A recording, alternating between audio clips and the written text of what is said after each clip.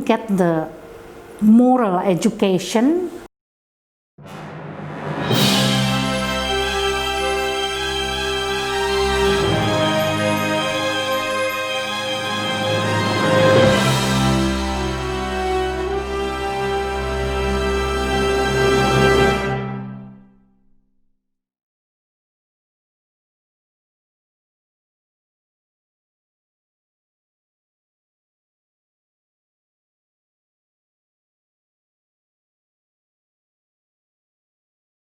Bismillahirrahmanirrahim. Assalamualaikum warahmatullahi wabarakatuh. Hello boys and girls, how are you today? Hopefully that all of you are in a good condition. So look at me. Alhamdulillah, I myself, I am in my best condition that I am ready to share a new materials for you. So I think that you have got these materials before while you were at your junior high school, and also you have got it when you were at your 10th grade. So okay, I have a story for you. So okay, please, you look at the slide. I will show you some slides. Look at the slide. The title of the story is The Boy and the Apple Tree. The Boy and the Apple Tree. Look at the picture. So that is an apple tree, and that is a boy, a little boy. Okay, let's begin the story. A long time ago, there was a huge apple tree. It loved a little boy very much. The boy loved to come and play around it every day. The boy used to collect leaves from the tree to make into a crown. He would act like a king.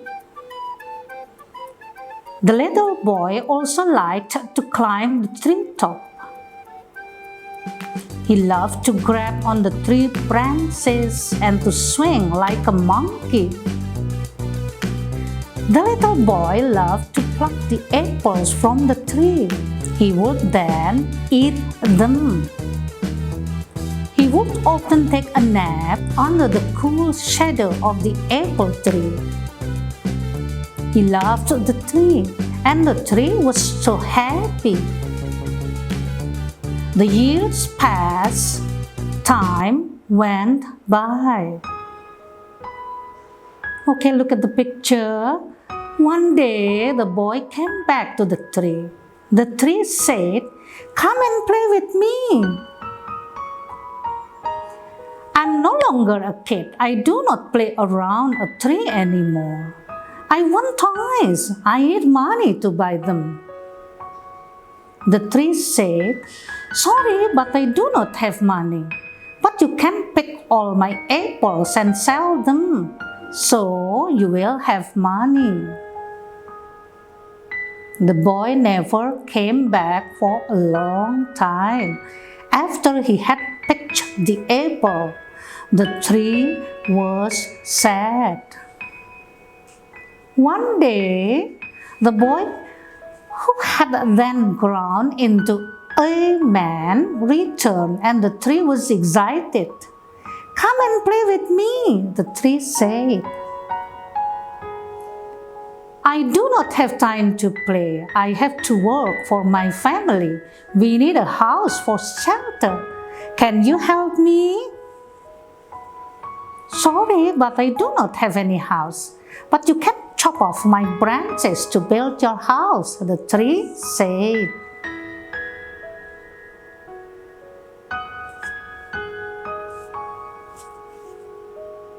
So the man cut all the branches of the tree and left happily.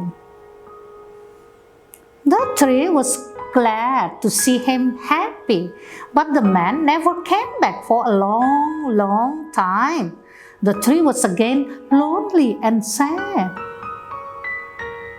One hot summer day, the man returned and the tree was delighted. "Come and play with me," the tree said. "I'm getting old. I want to go sailing to relax myself. Can you give me a boat?"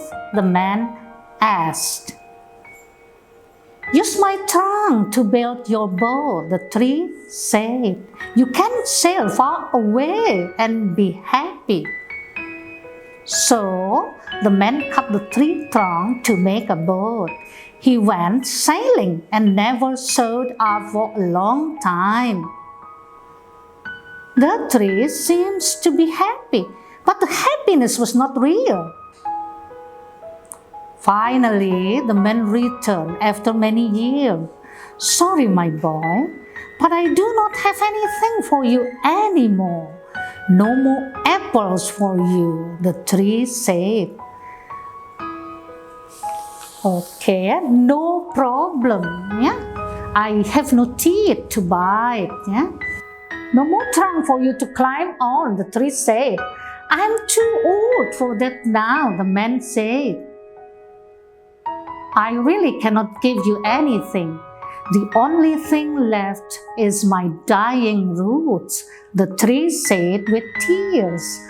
"I do not need much now, just a place to rest. I am tired after all these years," the man replied. "Good, all tree roots are the best place to lean on and rest. Come sit down with me and rest." The man sat down and the tree was glad and smiled with tears. Well, from the story we can get the moral education or moral messages. Those are that everybody has apple trees in his or her life, and they are your parents. No matter how busy you are, share some time with your parents, your teacher, and everyone who care for you in your life. So, what reflection we can get from this story?